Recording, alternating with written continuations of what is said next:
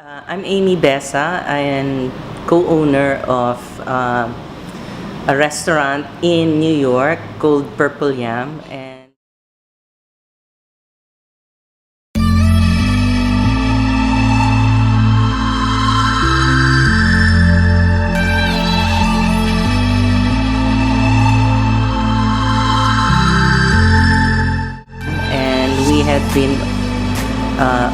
we had owned and operated a restaurant in New York City for about 21 years. We started 1995 and we called it Cendrillon.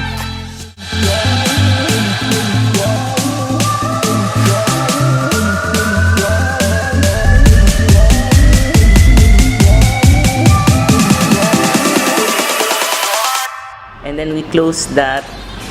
That was in Soho, Manhattan, and then we closed that in 2009 because of the rent there and the economy wasn't doing very well. So we moved it to Brooklyn, and then we changed the name from Cendrillon to Purple Yam.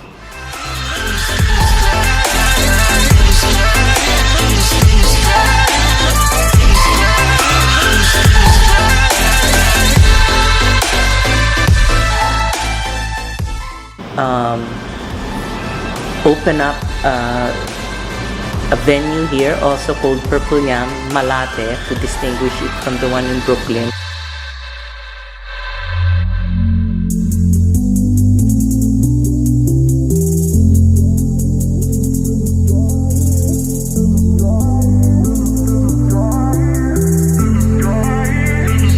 The whole point of this is actually the whole point really evolved. We started out in Manhattan just wanting to do our own food because we have a particular philosophy in mind, which is food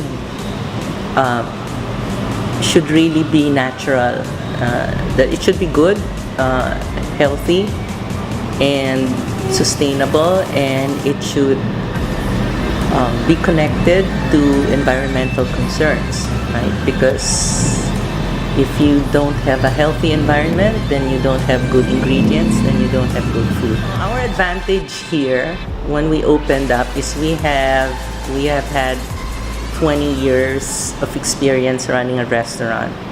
So basically, the issues would be very similar, you know. So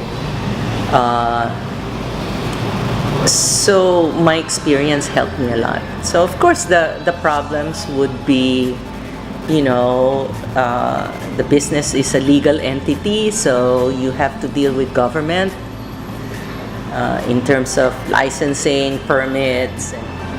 You know, when people come here, it's because of what my husband and I have worked on for the past 21 years.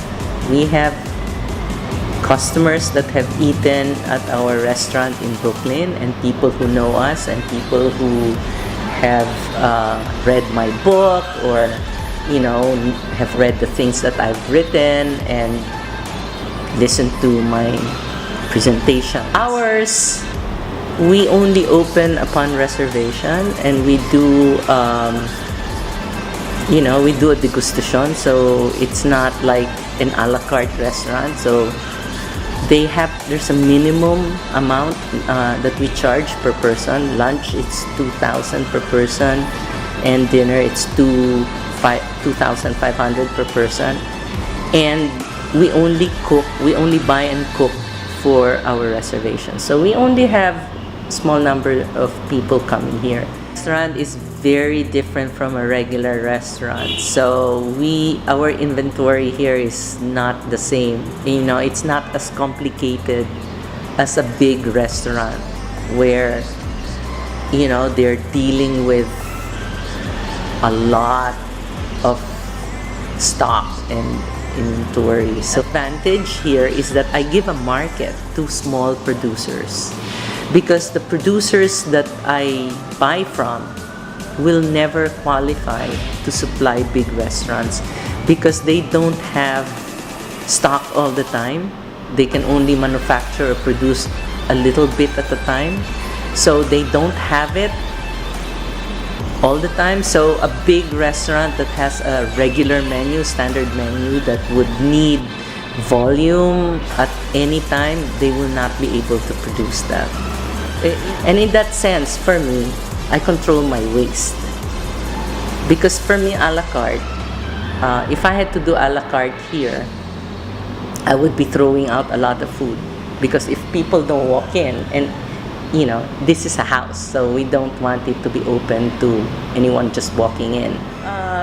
The number one, I guess, the number one reason is this is our home and we can totally control it. I don't have to scramble for rent every month, you know, although I should be paying rent. The usual way of coming up with a menu is you come up with dishes, right? And then you source out the ingredients. I do it. For me, that's putting the horse before the cart. Putting the cart before the horse. For me,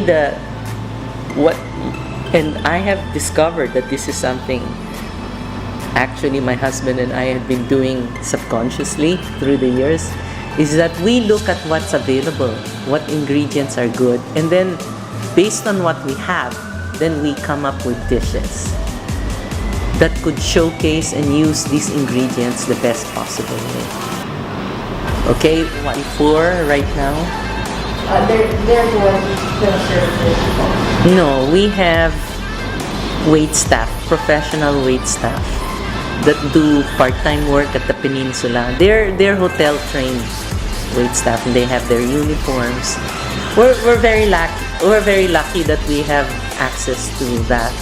You know, we had really nasty people coming here because because we got written up like wrongly. Like some people said, "Oh, we have a buffet,"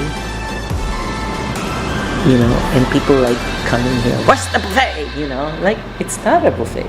You know, I mean. And then they're screaming and yelling at us, but I wasn't the one that said it was a buffet. It was some writer that got it wrong, right? And then they have this cutout and shows, you know. But that only happened, I think, the first 5 or 6 months. But ever since then, every single person who comes in here is just the right person. It's acting like an electric eel. Baby girl, you turn me on with your electric feel. I said, ooh girl, it's acting like an electric eel. Baby girl, you turn me on with your electric feel.